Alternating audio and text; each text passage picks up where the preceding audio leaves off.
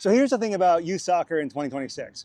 Every parent has been told that their kid has to be on the right team, with the right coach, with the right development pathway, and nobody really knows what any of that means. Good save. It was a good save. You've probably heard that OV Toros is now part of MLS Next, and maybe you're wondering what that means.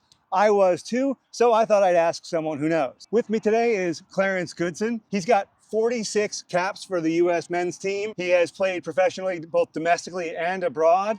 Was a captain for Brøndby in Denmark. Yep. Part of the Gold Cup winning squad where he was a vice captain. Yep. 2010 World Cup. And now he's our MLS Next Advisor at OV Toros. Quite the resume, Clarence. Thank you for joining me. Thank you for having me. I appreciate it.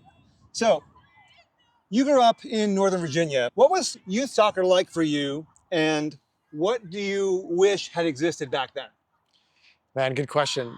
Nothing like this, that's for sure. I was fortunate to be a part of a really good youth club back in Virginia. We had lots of good players. Players wanted to come and be a part of our club, but we really did lack the facilities. There was good fields in and around Northern Virginia, but we were traveling all over, depending upon the day and the night, to try to find a field that was flat, not have potholes and things like that in it. So we're very blessed to have this facility for sure. So you didn't have 11 v11 fields and two big turf fields? No, and definitely not the lights either. Yeah, yeah.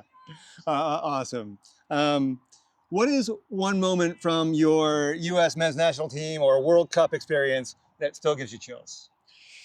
Wow. I think the first cap was a big one for me. Yeah. That was really something that I had dreamed about for a long time. That'd be huge. Yeah, just to even do it one time. Yeah. Was something that I really set out as a goal. And at first, you don't know if it's too lawfully, if you'll be able to achieve that or not.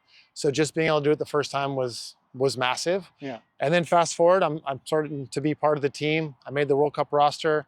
And I think going back is probably Landon Donovan scoring a goal in the 90 whatever minute against Algeria. Yeah. Us having a huge dog pile in the corner flag, lots of hugs, maybe a few kisses, big celebration, a lot of fun.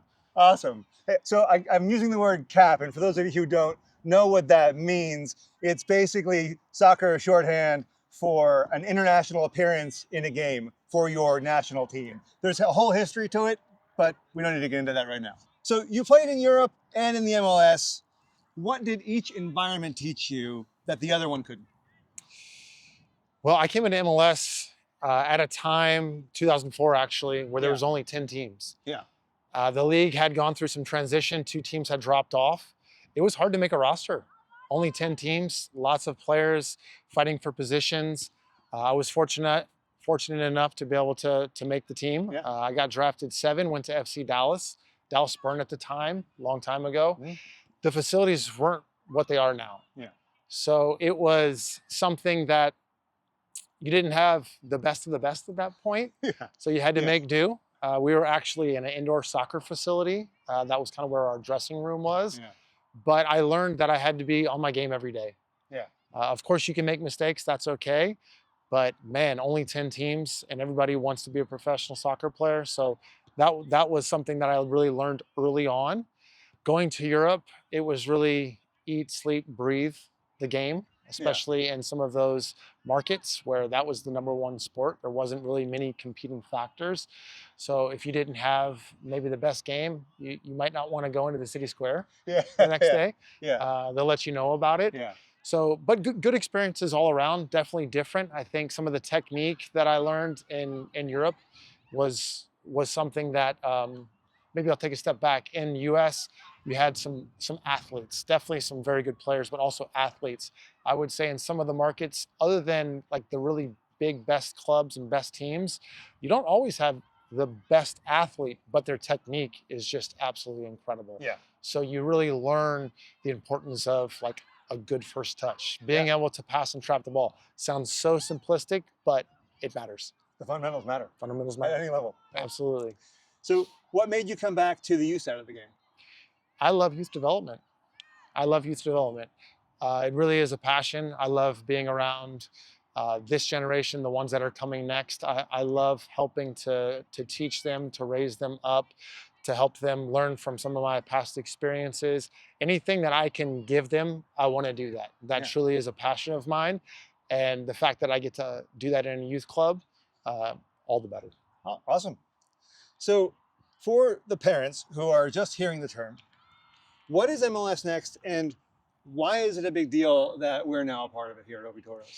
Well, MLS Next really it's an elite pathway for our players.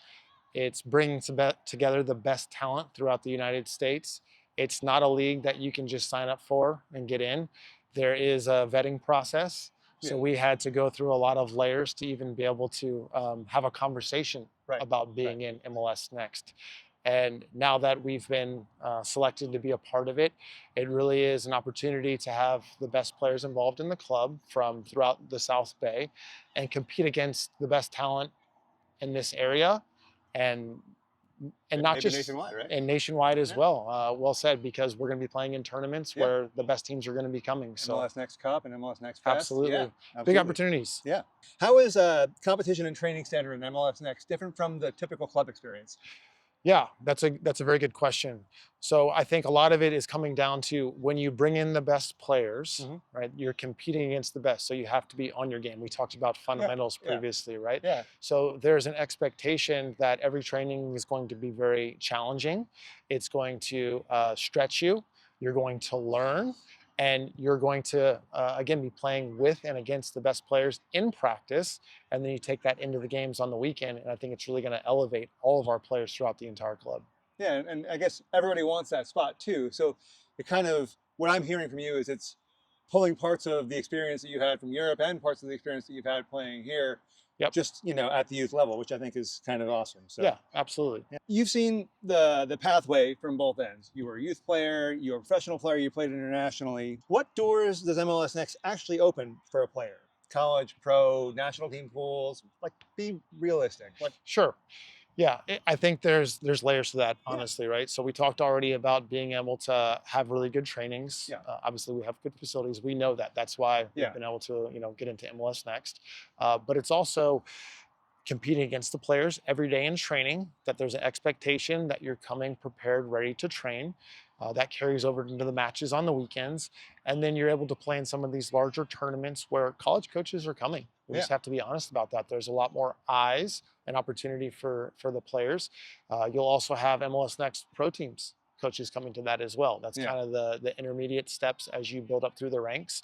So you have the college, you definitely have the professional coaches that are also coming to that. And I'm sure in time, as they get into the older age groups, you could also have some of the MLS coaches and staff coming as well. Awesome.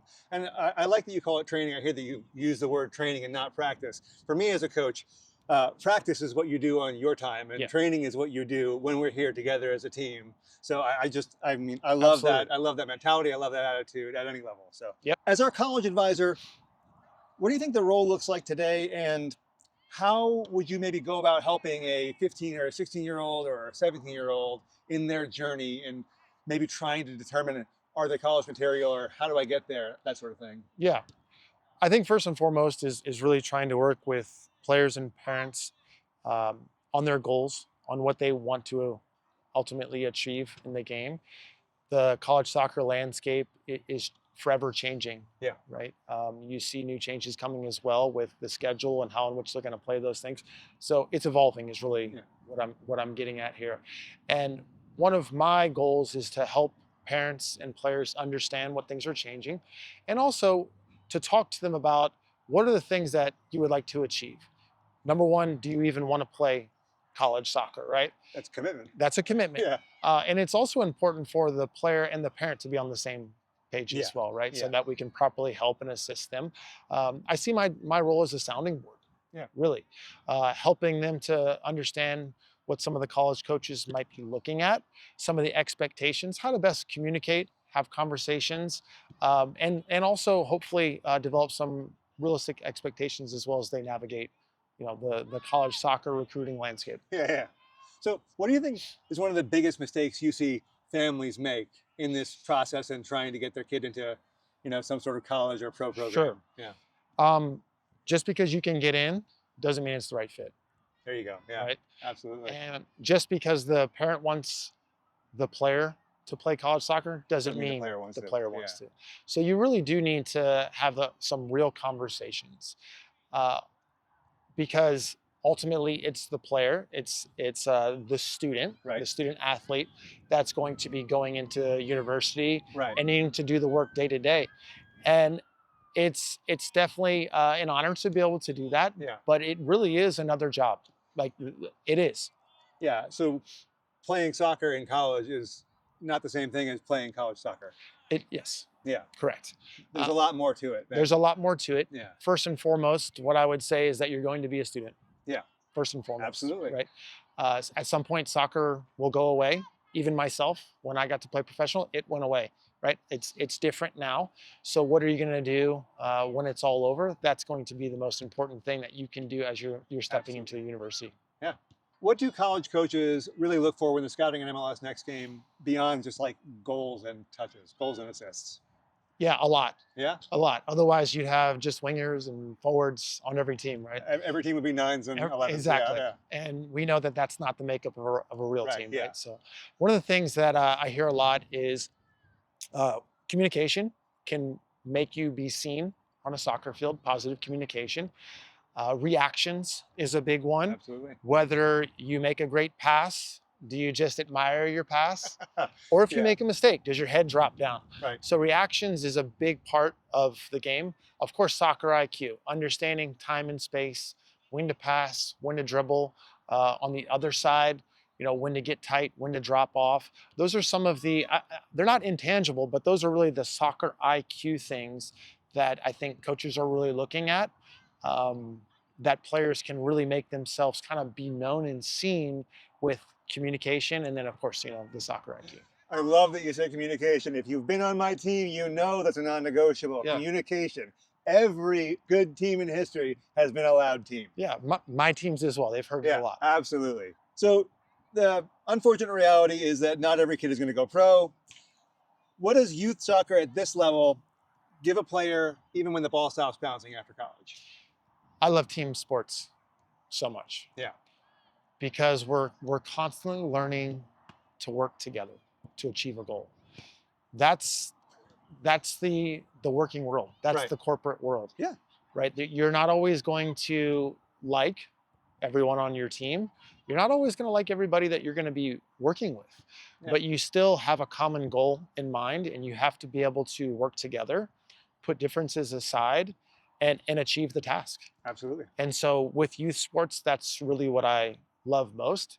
The teams that I've coached, the parents and players have heard so many times that the things that I'm most proud of is helping players achieve their goals on and off the field and become better human beings. Absolutely. Absolutely. Right. The field is one thing. There's more important things in life than the game of soccer. Yeah. Even for pros. Even for pros. But how's our character? How's our ability to problem solve? How's our ability to communicate with one another and others? Yeah. That's a massive one for me. What should our current players be doing right now for when MLS Next kicks off next season? We talked earlier about training versus practice. Yeah. So that's one of the ones. Practice outside of the game, outside of training, outside of the structured environments that we have here for the Toros. I think it's important to have unstructured play as well. Absolutely. Love that. I say work on your touch, your passing and trapping. Me personally, I enjoyed working on my touch outside of the facility. So I got a rebound net and I just got thousands of touches just rebounding it. And honestly, it helped me a ton. That's me personally. That's not for every player, but really it's speaking to enjoying doing it off the field as well, kind of in your own time. And then something that's completely different, I would say do something other than the game. Yeah. Like you also have to be able to turn your mind off a little bit so that you're refreshed and ready to come back out here and work hard. Absolutely. So I'm not the one that says that you have to eat, sleep, breathe the game every second. You also, I think, need to be a well-rounded person, do some other things so you can come back refreshed and ready to give everything here.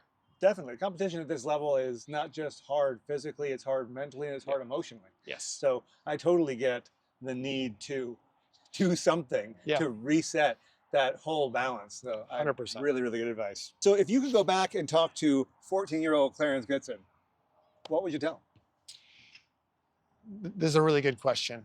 I think that I would tell Clarence Goodson at 14 to turn the page a little bit quicker.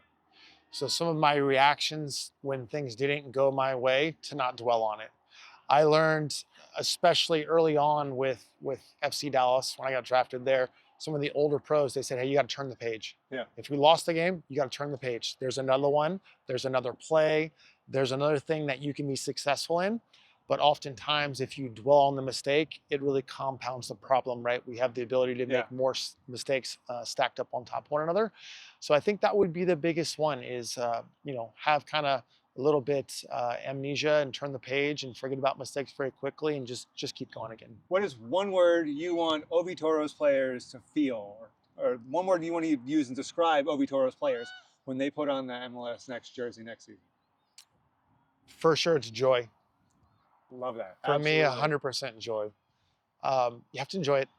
If you're not you have loving to the enjoy game, it. then what are you doing? Exactly. Yeah. And when you have joy for it, even the hard stuff is fun. Yeah. So have joy. You could say pride, of course, but I like the word joy more than any of them. Absolutely. Absolutely. Well, thank you, Clarence. My Hope pleasure. you have learned something today about what MLS Next is and what it means. I know I have. I have really enjoyed this conversation. Thank you so much for your time. I am really excited for this opportunity. I hope you are too. And one more time, just thank you for this. Thank you. I appreciate it. Yeah. All right. Thank you very much.